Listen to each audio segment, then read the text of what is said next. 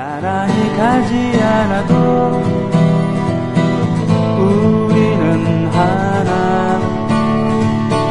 세상은 힘들게 해도 우리는 조합원.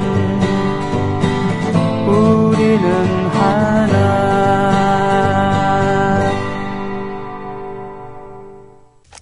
제가 알고 있는 변호사 중에 가장 뭐라 그러나 연예인스러운 톤을 갖고 있는 목소리 톤이 말이죠. 그죠? 전문 진행자 같잖아요. 예, 닭살이 돋을 지경입니다. 저런 톤으로 법정에서 설마 재판할 때도 저런 톤으로 할까라는 그런 생각도 듭니다. 하여튼 우리 국민TV의 법률 담당 이사이시며 비상근 이사시죠. 방송국 진행하시는 그리고 섭외의 달인입니다. 주로 자신과 송사로 얽혀있는 그런 분들을 섭외한다는 그런 공통점은 있지만요. 이번 주 수요일에 손병현 나란히 가지 않아도에 나오실 분은 지난번에 몇 달 전에 이재정의 70.5에 출연하셨던 도종환 시인, 도종환 의원이시지만 문학인으로서의 도종환 시인을 모시고 이러저런 얘기를 나눌까 합니다. 그리고 다음 주는 아직 안 정했는데요. 그 다음 주는 정했습니다. 최근에 마감의 고통을 끝내시고 딸 첫돌 준비에 여념이 없는 만화가 강풀 씨를 다다음 주 27일에 모시기로 했습니다. 김남훈 씨랑 절친인데 김남훈 씨랑 레슬링 한판 떠갖고 제가 이겼기 때문에 제가 섭외를 했습니다. 네. 아니 뭐냐면 이상하게 이재정 변호사도 그렇고 우리 김남훈 레슬러도 그렇고 제가 섭외하려고 했는 이런 분들을 먼저 낚아채더라고요. 예. 물론 그렇게 약속한 적은 없습니다만 그래서 제가 얘기를 했죠. 남은 씨한테. 혹시 강불 씨한테 연락을 했냐? 아직 안 했대. 그럼 이번만은 내가 좀 먼저 하게 해다오. 그래서 했습니다. 마음이 비단결 같은 사람이거든요. 헬로키티 들고 다니는 거 보셨죠? 정말 웃기고 자빠져갖고. 네.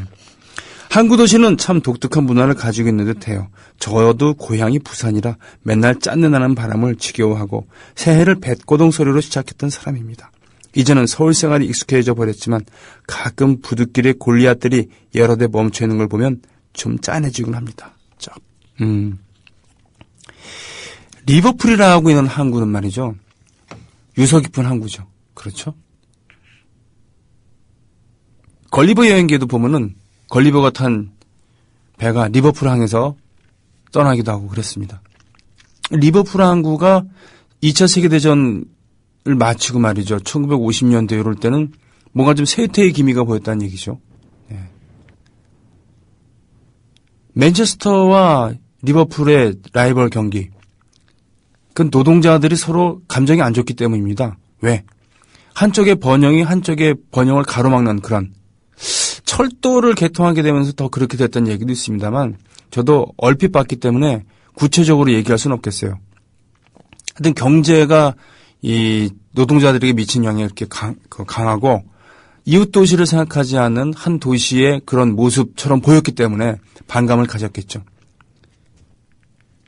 하지만 항구 도시라는 특성상 문물이 가장 먼저 왔다 갔다 하는 곳입니다. 우리나라에서도 일제시대에는 목포와 군산이 크게 발달했죠. 하지만 일제가 패망한 뒤에는 사양길에 접어들었습니다. 목포와 군산과 목포요. 인천도 말이죠. 개항 초기에는 경부선이 개통되기 전까지는 1876년 제물포 조약에 의해서 일본과 거의 반강제적이었지만 제물포항을 개항하게 되면서 제물포에 최초의 호텔도 생기고요. 다이브스 호텔이라고 하는 그런 호텔도 생기고 중국인들도 들어오고 그러면서 북적북적 됐는데 역설적이게도 경인철도가 완공되니까 그날 부두에 도착한 사람들이 한국에 도착한 사람들이 굳이 인천에서 잠을 안 자도 되니까 서울로 갑니다. 나중에 경부선이 뚫리니까 중심이 부산 쪽으로 이동을 합니다. 물류 중심이. 그래서 오히려 더 쇠퇴했다라는 물론 퇴보했다는 얘기는 아니지만 발전 속도가 예전만 못했다라는 그런 얘기들이 있죠. 리버풀도 바로 붙어 있는 게 아니라 대륙에 있는 함부르크랑 서로 가까운 거리였어요. 그래서 리버풀에 있는 밴드들이 함부르크에 가서 공연도 했습니다. 함부르크는 북적북적대고 60년대 독일은 대단했었잖아요. 경제 발전이. 라인강의 기적. 그리고 북적북적 되면 어떻게 됩니까? 뱃사람들이 많이 들락거린다는 겁니다. 그럼 술 마시고 놀 데가 많아진다는 거고 사창가도 많이 있다는 얘기입니다. 그 클럽들에서 연주를 했다는 것이죠. 그중에 제일 출세했던 밴드가 바로 4마리 딱정벌레 더 비틀즈였습니다. 자, 그런 의미에서요. 노래 하나 듣고서 오늘 첫 월요일에는 최동호 씨와 함께하는 스포츠 이야기잖아요. 오늘부터는 한국 스포츠 역사성에 대해서도 얘기를 한다 그랬습니다. 노라조의 슈퍼맨 듣겠습니다.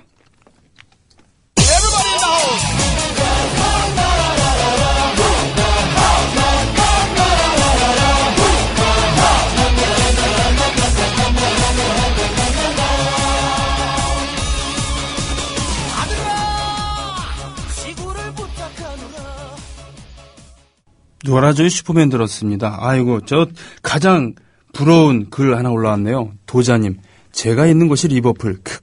정말 부럽습니다. 저도 역시 제가 음악하는 사람이기 때문에 저도 역시 비틀즈를 좋아합니다. 특히 저는 비틀즈가 아니어서 음악을 못했을 거예요. 그만큼 좋아했었고 그들이 계속 변화 발전하는 그러한 음악이 저에게 준 영향은 지대하죠.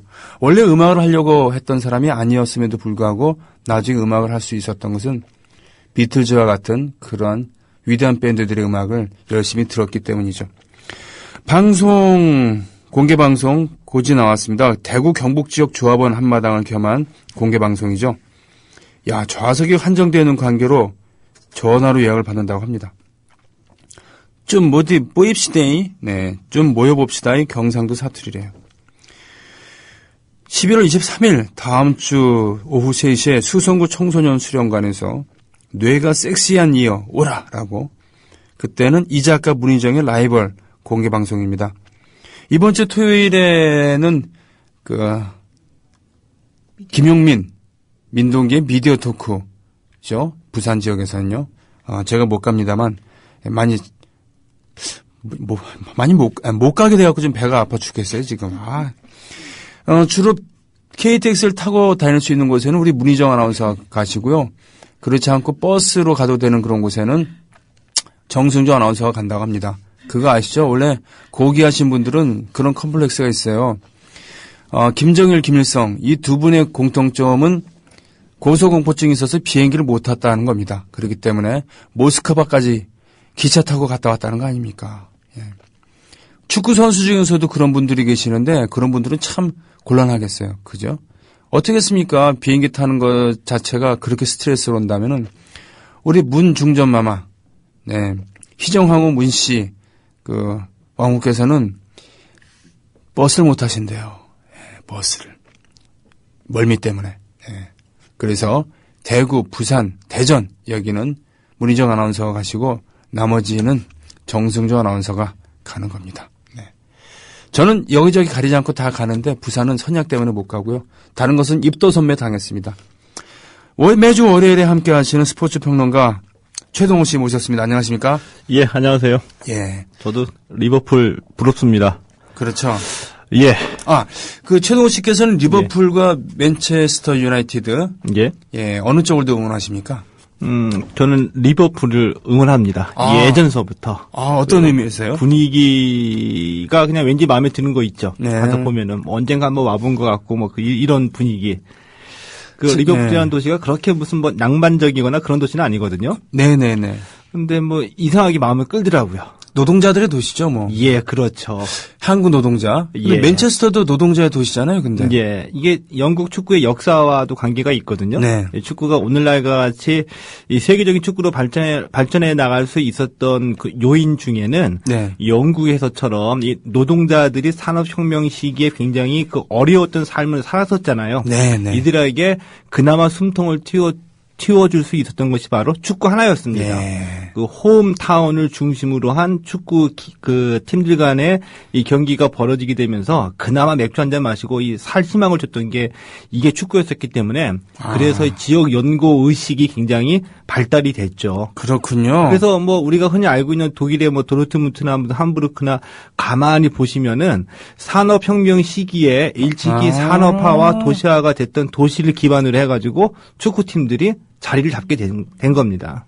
근데 그 리버풀과 맨체스터는 왜 이렇게 사이가 안 좋아요, 근데? 그럼 뭐 역사적인 그 유래가 있겠죠. 예. 예. 그렇군요. 축구. 지난주에 예. 여자 축구 선수 한 분. 예, 박은선 선수. 예. 뜨겁게 예, 그랬죠. 구설수에 올랐어요. 전혀 그분이 의도하는 건 아니었는데, 그죠? 뭐 잘못한 예. 것도 없는데. 예. 그렇죠. 이른바 이 성정체성 논란이었었죠. 그러니까 쉽게 얘기하면 너 여자 맞냐 이거잖아요. 예, 그거죠. 그러니까 예. 뭐 인권적인 측면도 있고요. 근데 초반에는 이 인권적인 문제에서 많이 사람들이 관심을 갖고 이 문제를 제기했던 분들이 이제 여론의 질타를 받았는데, 네. 근데 좀 이게 변수가 생겼어요. 그래요? 금요일 날 저녁 때에 네. 축구협회에서 공식적인 검사를 받은 적이 없다. 따라서 검사 결과 기록이 없다라고 공식 발표는 아니었는데 축구협회 관계자의 말을 빌은 언론 보도가 나오기 시작을 했었거든요. 근데 우리가 좀 한번 생각을 해보면 이 인권 문제였었잖아요. 네. 인권 문제로 이 비화가 된 원인은 전제 조건이 하나 있었죠. 그동안에도 수차례 성별 검사를 받았는데 받았다. 네. 받았기 때문에 아무 이상이 없어서 선수로 뛴 것이 아니냐라는 네. 것을 전제로 하고서 그럼에도 불구하고 왜 뜬금없이 이제 와서 또 딴지를 거느냐였었거든요. 네. 그동안에 성별 검사 받았던 기록이 있었다는 걸 전제로 했는데 네. 그것을 축구협회에서 부인을 한 겁니다. 서울시청에서는 성별검사 받았다고 얘기했잖아요. 예, 제가 확인한 바로는 2004년도에 성별검사 받은 것은 확실합니다. 예. 그런데 이런 시점에서 그 누구도 이 박은선 선수의 성별검사 결과에 대해서 얘기해 줄 수 있는 사람은 아무도 없어요. 어떻게 그럴 수가 있죠? 그렇죠. 기록이 남아있을 거 아닙니까? 그렇죠. 네. 근데 이게 한 가지 문제점은 뭐냐면은 이 성별 검사가 워낙 그 민감한 문제이기 때문에 네. 이 검사 결과가 본인 그리고 성별 검사 받으러 갔을 때 동행했던 분 네. 두 분만이 알고 계시고요. 네. 제3자는 이 본인의 허락 없이는 그 결과를 정보를 열람할 수가 없거든요. 그렇군요. 예, 이런 문제가 있는데 예. 따라서 이 자칫하게 되면은 이 축구협회가 이 공식 기록이 없다라고 얘기한 이후로 이게 뭐 성별 검사 받았다 안 받았다 검사 결과가 이렇다 저렇다 하는 진실 공방으로 또 번질 수도 있다고 생각이 들거든요. 그렇군요. 그런데 상황이 돌아가는 것을 보니까는 이게 이제 BBC나 CNN에서도 보도가 되기 시작을 했고요.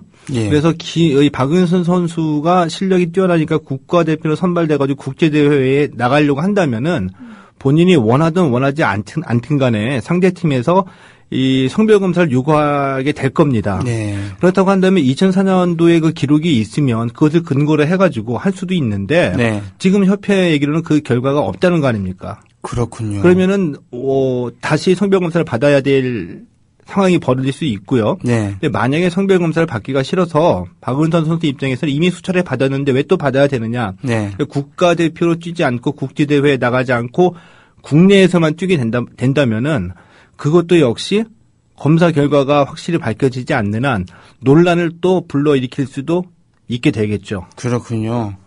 그러면 그때 당시 동행했던 다른 일인 예. 이분도 계실 텐데 이분의 얘기는 예를 들어서 제가 지금 이렇게 이제 말씀을 드리는 것도 네. 어떻게 되면은 이 검사를 다시 받아라라고 이제 해석하실 수도 있을 것 같은데 네. 받아라라는 얘기는 절대 아닙니다. 그리고 예를 들어 검사 결과에 대해서 박은선 선수와 동행했던 분이 밝혀라 이거는 결국에는 박은선 선수만이 결정할 수 있는 문제죠. 예. 제가 박은선 선수한테 좀 여성인데 여성이냐 남성이냐 밝혀라라고 얘기할 수는 없고 이렇게 되면 이게 인권 침해가 되는 거고요. 네. 앞으로 벌어질 수 있는 이게 스포츠적인 상황을 가정해서 이제 말씀을 드린 거 이런 상황이 올 수 있다는 말씀을 드린 거고 네. 결국의 선택은 박은선 선수가 본인이 해야 된다고 보는 겁니다. 그렇군요. 예. 근데 처음에 이 문제가 불거지게 된 것은 서로 경기장에서 벌어진 얘기가 아니고 그죠? 예. 여자 축구협회 고위직들이 단장들이 모인 자리였나요? 그 점에 대해서 제가 좀 말씀 좀 네. 드리고 싶은데요. 그 박은선 선수가 어느 날 갑자기 이렇게 툭 튀어나온 선수가 아니었었죠. 그렇죠. 한 오랫동안 10년 이상 예, 예. 활약을 했던 선수이고 그리고 네. 워낙 실력이 출중하기 때문에 네. 의문을 받아왔다는 것은 사실입니다. 네. 그래서 성별 검사도 이전에 받았었고요. 그런데 네. 이 검사 결과를 두고서 이게 워낙 이제 사생활이다 보니까 검사 결과가 알려지지 않다 보니까 이것을 두고서 의문점이 꼬리에 꼬리를 물고 소문처럼 돌기 시작했습니다. 그렇군요. 그래서 네. 이 여자축구 실업연맹의 7개 팀인데 이 네. 소속팀인 서울시청을 제외하고 6개 팀 감독이 이 성별 검사를 다시 받아라, 자격 여부를 심사를 해라 네. 라고 요구했던 이유는 사실은 그분들도 말을 하진 못했지만 네. 이런 의문들에 대해서 의문을 풀어달라고 얘기를 하는 거죠. 그렇군요. 여성이 아닐 수도 있다. 네. 여성이 아닐 수도 있다. 또는 뭐 문제가 있을 수도 있다라는 의문을 가지고. 네. 근데 이런 것들이 최초 보도에 될 때에는 마치 그 음모론적인 시각. 네. 박은서 선수가 너무 잘하니까 서울시청이 잘 나갈 수 있으니까 죽이자. 음. 뭐 이런 의도도 있을 수는 있었겠지만 네. 이 의도보다는 대중에 딱 공개하기 힘든 예. 그런 그 의문들에 대해서 풀어달라는 취지였었거든요. 아, 그렇군요. 근데 이제 그것을 우리 기자들이 취재를 하려고 하면은 좀 의학적인 지식과 네. 또 이제 여자 축구 내에 그 일부 좀 유력한 인사들 쫓아가가지고 취재를 해야지 되는데 네. 그 부분은 좀 힘이 들고 어렵다 보니까 앉아서 기사를 쓰기 가장 쉬운 게 뭡니까? 음모론적 음모론이요? 시각으로. 예. 그래서 그걸 항상 몰고 간 면도 좀 있습니다. 아, 그렇군요. 예. 예. 자, 그러면 일단 투명한 그런 기록을 제대로 남겨야 하는 그런 투명함과 더불어서 이제는 선수 개인의 용기까지 지금 얘기가 대부분이 있는 거군요. 네, 그리고 한 가지만 제가 더 이번 건과 관해서 이제 말씀을 드리고 싶은 게 네. 뭐 남자냐 여자냐 여성이냐 남성이냐가 네. 우리가 일반적으로 생각하는 것처럼 야, 그거 보면 알지. 뭐 목욕탕 한번 같이 갔다 오면 알 거 아니야. 네네. 이런 경우가 아닌 경우도 있다는 겁니다. 그 세메나처럼 그 육상 선수. 네네네. 이게 겉으로 보기에는 분명히 여성의 신체 기관인데 네. 여성의 특징인 뭐 생리를 안 하고 또 난소가 없을 수도 있고 그렇죠. 예. 또 남자의 신체 기관 그 고환이 있을 수도 있고 네네. 이럴 경우에 의학적으로도 이 여성이냐 남성이냐를 판명하기가 힘들다는 얘기죠. 네, 이렇게 네, 복잡한 경우가 있을 수도 있으니까 네. 그래서 이제 이런 얘기가 자꾸 의문이 나오고 하는 거죠. 그렇군요. 예. 자, 그냥 모범답안을 얘기하자면 이것을 기화로 해서 예. 이런 부분에 대한 기록 또 과학적인 접근을 확실하게 하고 그리고 두말 나오지 않게 이렇게 마무리했으면 좋겠다라는 생각합니다. 그리고 그 와중에 선수의 인격이라든가 인권이라든가 이런 것을 좀 더 생각하는. 예, 그거는 우리가 지켜줘야 되죠. 그리고 일부에서는 네. 제가 조금 전에 드렸던 말씀을 잘 이해를 못 하시고 남자인데 여자인 것처럼 하고서 뛰었다라고 오해하시는 분들도 있거든요. 네. 이런 상황은 절대로 아닙니다. 네. 그리고 이 박은선 선수가 그 본인이 선택한 것도 아니고 네. 어떻게 보면은 그 타고난 그런 그 문제점일 수도 있거든요. 네, 네. 때문에 본인의 책임과는 전혀 무관한 일이기 때문에 네. 일부에서 혹시 뭐 남자인데 여자인 것처럼 하고서 뛴 거 아니야. 이것과는 전혀 다른 차원이라는 걸 말씀을 드리고 싶어요. 그렇군요. 예. 자, 그러면 우리는 기다리는 수밖에 없습니다. 도자님께서 올려주신 리버풀의 모델은 프랑스 교환학생 그 유명한 케번 클럽 아닙니까? 비틀즈가 무명 시절의 마지막을 보냈었던 케번 클럽. 네. 부러워라. 축구 팬들은 축구를 보기 위해서 리버풀을 가고 싶어하고 음악 팬들은 비틀즈와 그리고 머지 사운드라고 하죠. 머지강. 리버풀을 흐르고 있는 머지강 이름을 딴 머지 사운드를 듣고 싶어서 그 흔적을 찾고 싶어서 리버풀을 가고 싶어하고 그럴 것 같습니다. 건물들도 멋지네요. 리버풀의 여기가 라임 스테이션 앞이라고요. 네. 자, 오늘부터 뭔가 좀 스포츠의 한국 스포츠사라고 할까요? 한국 체육사라고 할까요? 그런 말씀 해주신다 그랬죠? 예. 기대하고 있습니다. 노래 한 곡 듣고 들어가는 거 아니죠? 그럴까요? 노래 한 곡 듣고 할까요? 아닙니다. 저는 예 그렇습니다 하고 저 빨리 네네. 얘기하라는 건지 해가지고 약간 의문스러워서. 죄송합니다. 네. 예, 뭐냐면은 이제 인문사회과학적으로 이제 바라본 스포츠 얘기를 좀 해보자라고 해서 제가 이제 시대 정신으로 구분해본 한국 스포츠사를 얘기를 해보려고 하거든요. 네네. 그래서 이제 한국 스포츠의 뿌리. 이제 엘리티즘과 저항 정신으로 시작이 됐다라고 말씀을 지난주에 잠깐 드렸는데 왜 엘리티즘과 이 저항 정신이냐 하면은 그 당시의 시대적 상황을 조금만 생각해 보면 금방 유추할 수가 있습니다. 예. 근데 이 엘리티즘과 저항 정신이 빛나는 정통임에도 불구하고 해방 이후 1970년대, 80년대 고착화되면서 아주 부끄러운 정신 유산으로 변질이 돼 버렸죠. 이게 뭐냐면 굴종이라는 얘기입니다. 굴종. 아주 부끄러운 정신 유산이죠. 왜냐하면은 해방 이후에 우리 옛날에도 우리 손병희 씨도 음악을 하시지만 예술하면 먹고 살기 힘든다는 얘기가 많이 있었죠. 네네. 스포츠도 운동하면 먹고 살기 힘든다라는 얘기가 마찬가지였습니다. 부유층들이 취미라는 건 상관없었지만 이걸 업으로 삼는다고 했을 때는 문제가 생기는 거죠. 그죠? 프로도 없었던 시절. 프로가 있어도 마찬가지이지만 운동해가지고 어떻게 먹고 살을까. 이렇기 때문에 이 운동하는 사람들이 모인 단체, 예를 들면 대한체육회나 대한축구협회나 야구협회나 다 마찬가지였었거든요. 그러니까 이들에게는 항상 자신들이 운동할 수 있게 도움을 주는 분이 필요했다는 얘기죠. 정부의 지원이 있어야지 되고 기업의 후원이 있어야 된다는 얘기죠. 근데 돈을 주는 사람이 돈을 그냥 주겠습니까? 원하는 게 있어야지 되겠죠? 기업은 기업대로 원하는 게 있고 정부에선 국가에선 국가대로 원하는 게 있는데 그것이 그 당시에는 국위선양이란 말로 포장이 됐다는 얘기죠. 그렇군요.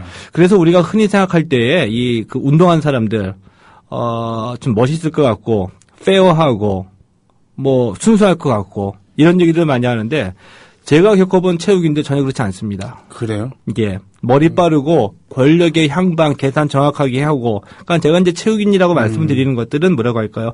학교 다닐 때 운동을 좋아해서 몸과 마음이 건강하신 분들이 아니라 체육을 업으로 하시는 분들 또 은퇴 이후에 체육 단체에서 일하시는 분들 이런 분들은 제가 체육인이라고 하는데 이분들은 해방 이후에 80년대 90년대까지도 정부의 지원을 받아야 되고 기업의 후원을 받아야지만 스포츠인들은 살아나갈 수가 있다라는 이런 프레임의 영혼이 피폐화됐기 때문에 일반 사람들보다도 훨씬 더 권력의 추가 어느 방향으로 흐르는지 어느 기업의 어느 오너가 스포츠에 관심이 있다든지 레이더가 굉장히 발달이 되신 분입니다. 그래서 예를 들면 정권이 바뀌면은 물갈이가 되죠. 안 바뀌더라도 여권 내의 실세들은 부침이 있죠. 정권이 바뀌거나 여권 내의 실세들의 부침이 있을 때마다 스포츠 단체들의 인사들도 부침이 있습니다.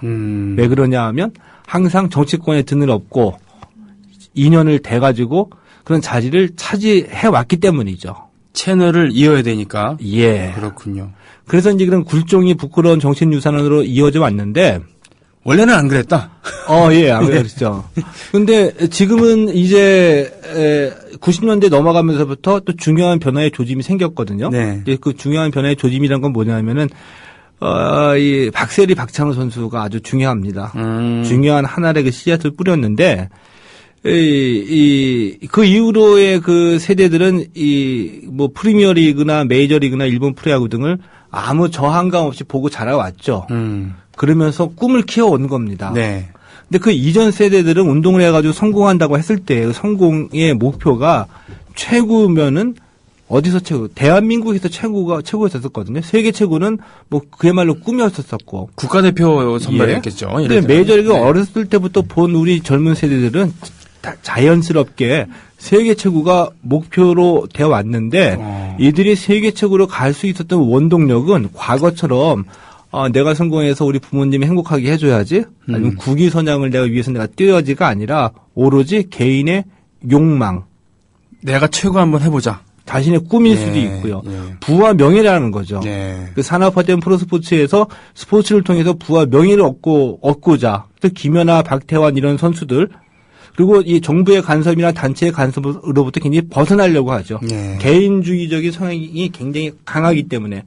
그래서 제가 이제 앞으로 계속 말씀드릴 얘기가 이 네. 시대 정신으로 봐가지고 한국 스포츠에 뿌리는 엘리티즘과 저항 정신이다. 그리고 이것이 자랑스러운 이 전통이 해방 이후에 지금까지도 굴종이라는 부끄러운 정신 유산으로 변질돼 갖고 90년대 후반서부터 개인의 욕망, 개인의 꿈이라는 새로운 시대 정신이 드러나기 시작했다는 말씀 이제 드리려고 하는 건데요. 네. 자, 그렇다면 왜 엘리티즘이냐, 네. 왜 저항 정신이냐, 이런 것들이 근대 스포츠 도입과 함께 어떻게 형성이 되어 왔는지를 하나씩 얘기를 한번 해보도록 하죠. 예.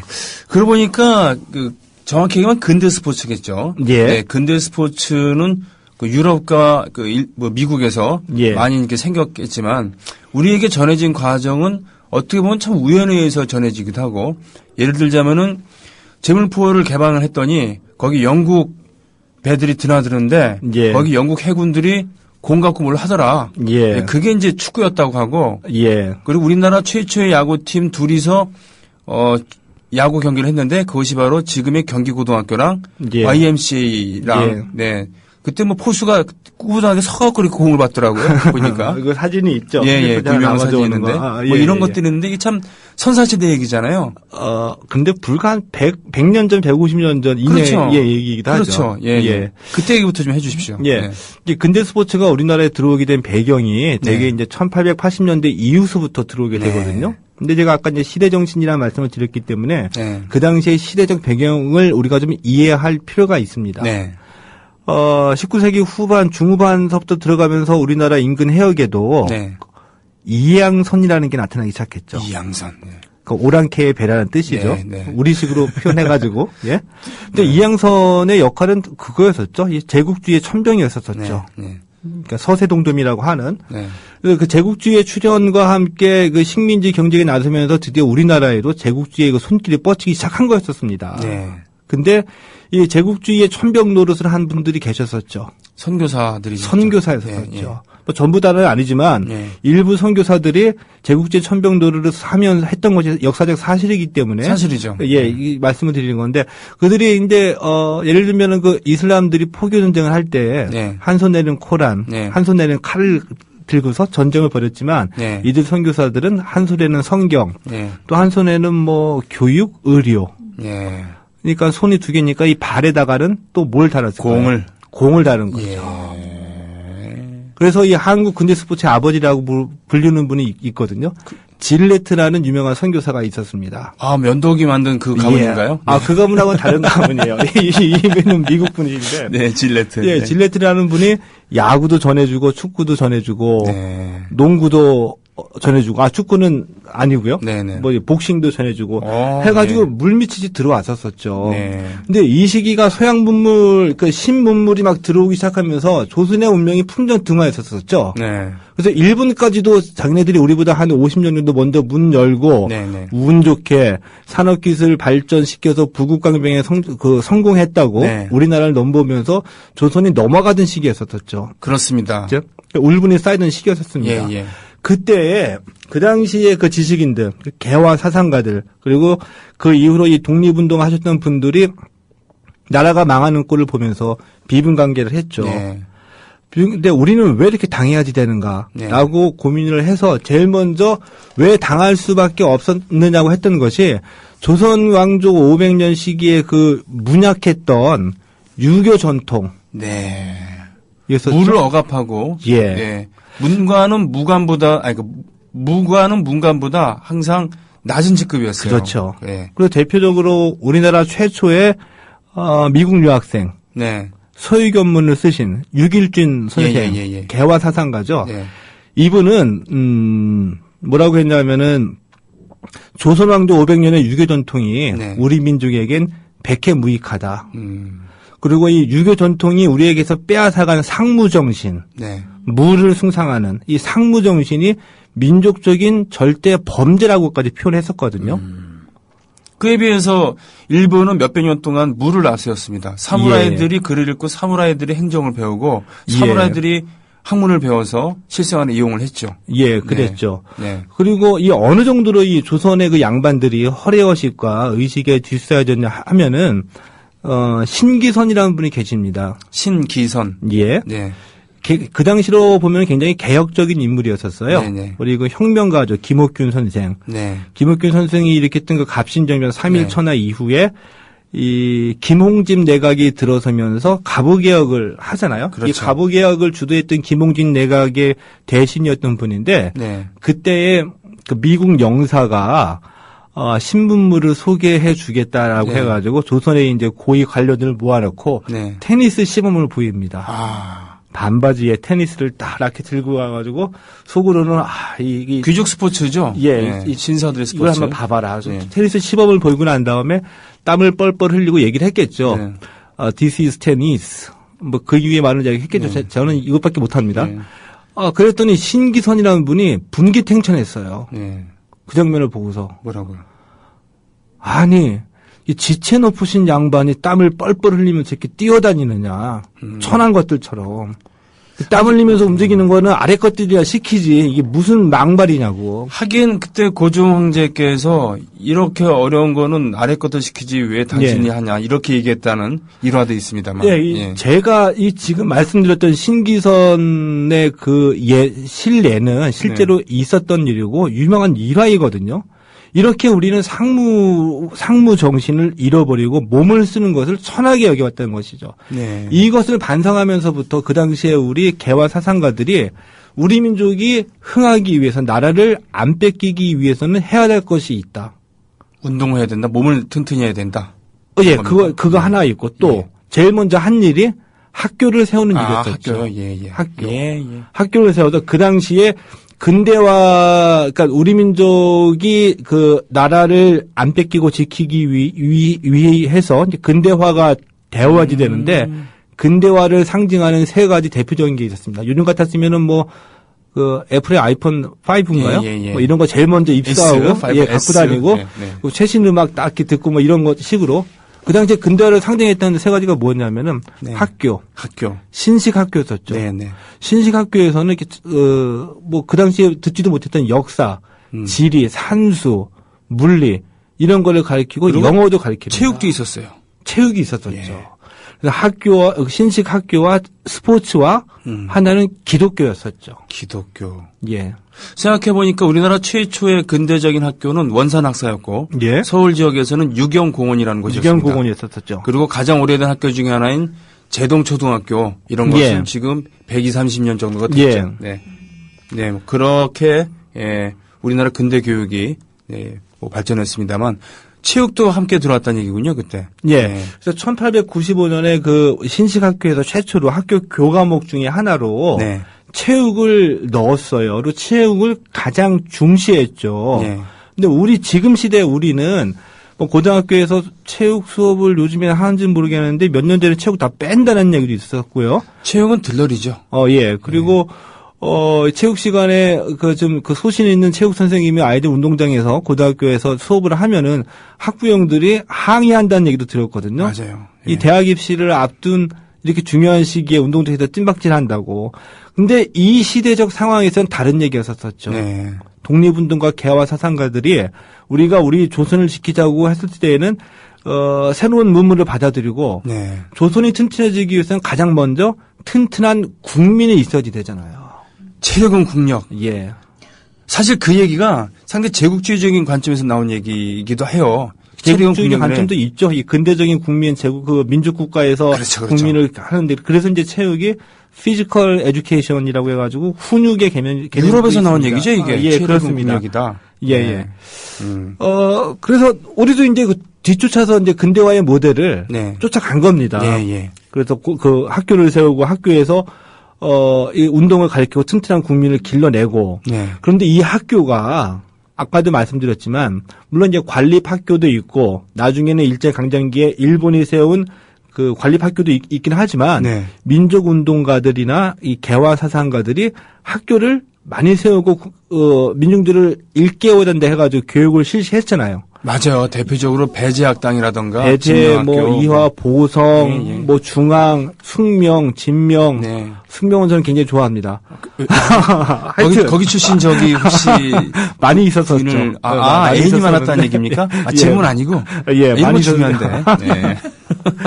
있었는데 이분들이 만든 학교이다 보니까 예. 가르치는 내용이 다르겠죠. 민족 정신을 일깨우겠죠. 네네. 그래서 그 당시 학교에서 운동과 함께 신식 학교를 다니면서 민족 학교에 다녔던 분들이 이 스포츠계의 주류로 등장하게 되는데 이분들은 남다른 네. 저항 정신과 엘리티즘을 갖게 된 겁니다. 그렇군요. 당시로서는 최고의 고등교육을 받을 수 있는 그런 학교에서 예. 그런 민족 정신을 고취하는 교육을 받으면서 근대적인 체육을 배웠으니까 바로 엘리트주의와 저항 정신이 함께 동거하는 예. 그러한 우리 대한민국의 체육의 근대 체육의 발상이 그렇죠. 이렇게 근데 이루어진 거군요. 예. 그분들의 엘리트 의식이 얼마나 강했냐 하면은요. 네. 그 조선 총독부의 1938년도 자료거든요. 네.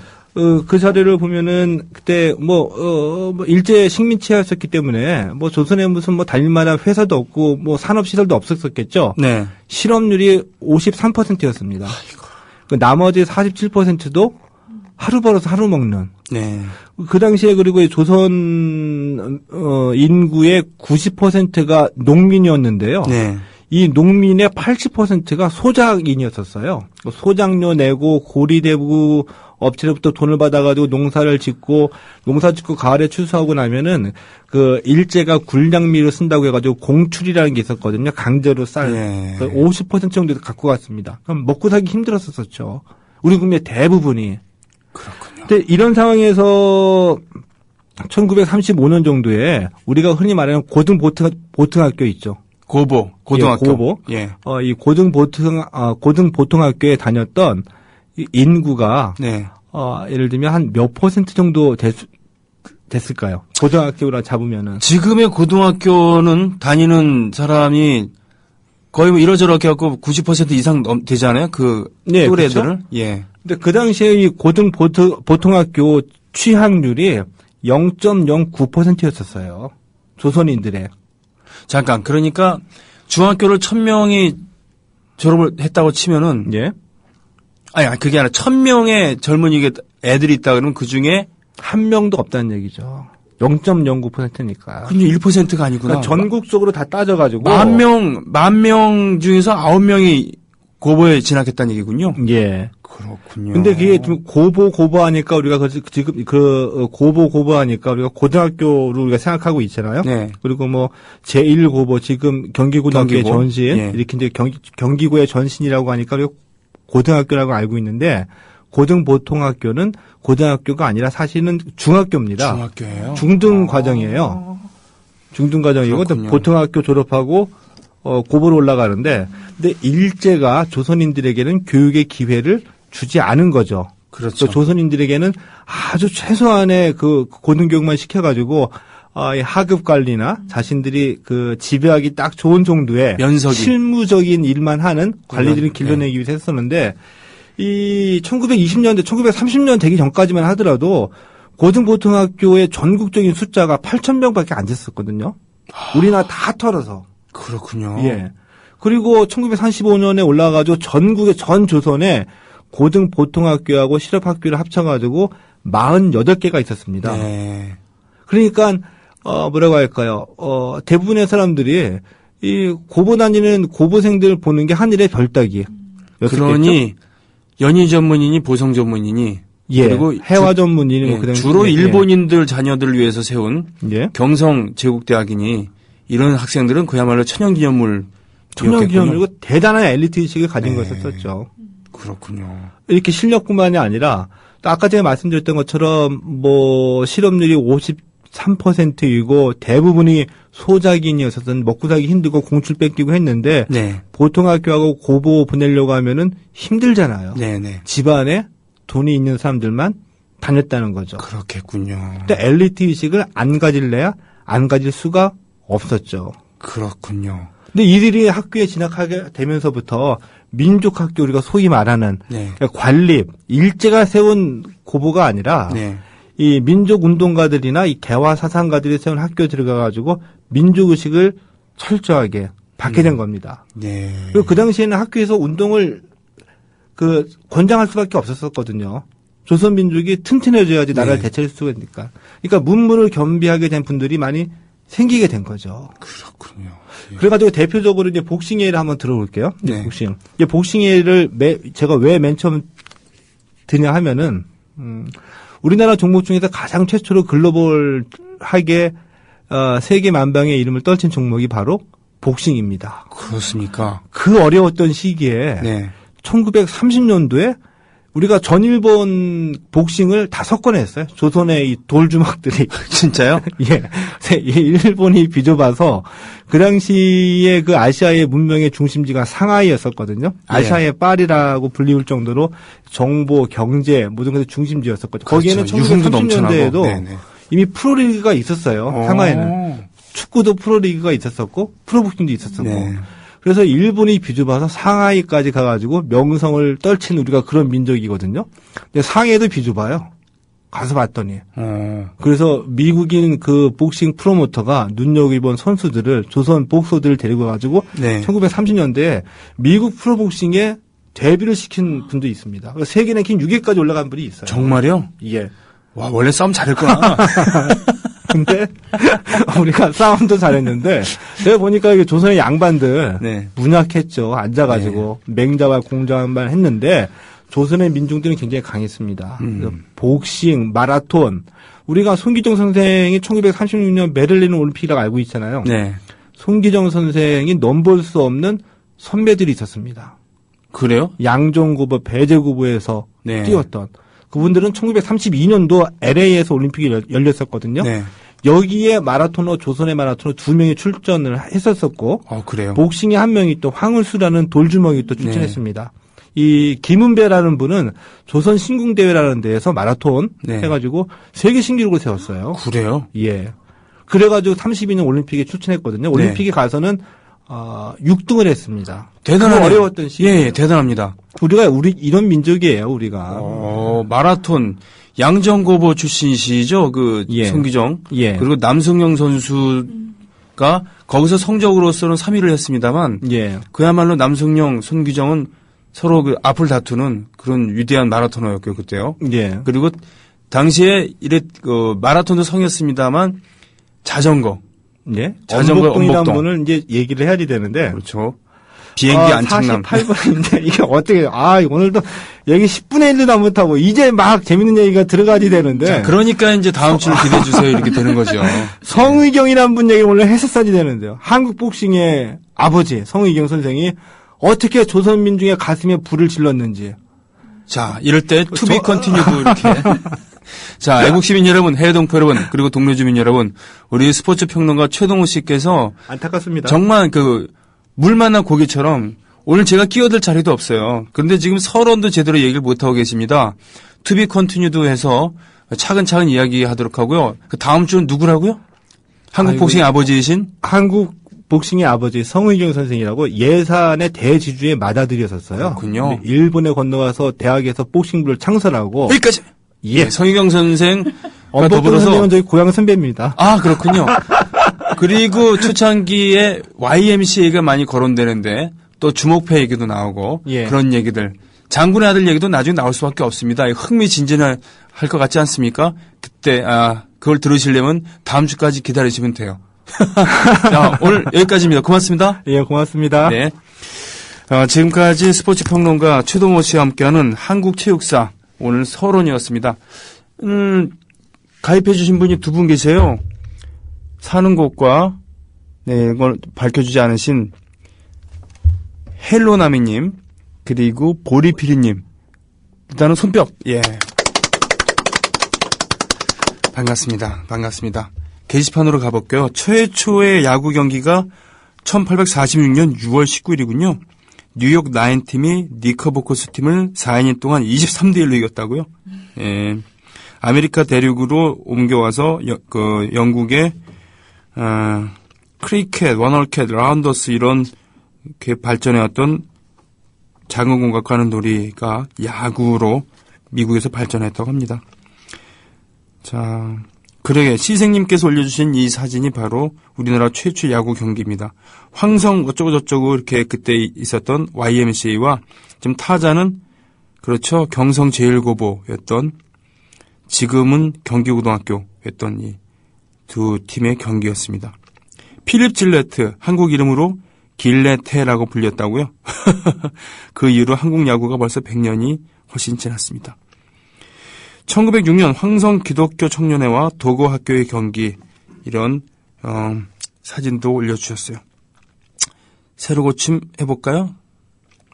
재밌네요. 최 기자님, 다음 주 기대할게요. 유로파님, 일주일을 어떻게 기다리나요? 기대 사람님, 금방 지나갑니다. 5년도 금방 지나가지 않았습니까? 아직 8개월밖에 안 지났는데 나라꼴이 이게 뭡니까? 형이다 말로 하자. 후아, 진정한 스포츠 방송이구나. 전혀 몰랐던 사실만 말씀하시니 마치 곱셈 처음 배울 때의 전율이. 수고 많으셨어요. 다음 주에 봬요. 야, 이 호응 좋네요. 이렇게 우리나라의 스포츠 역사를 교육의 역사와 관련해서 듣게 되니 귀에 쏙쏙 들어옵니다. 감사합니다. 같이 가자님. 다음 주 또 엄청 또 기대한다고 하셨습니다. 자, 오늘 마지막 노래는요, 이선희 노래로 하실 겁니까? 네. 예. 이선희의 인연을 들으면서 오늘 방송 마치겠습니다. 내일 뵙겠습니다. 고맙습니다.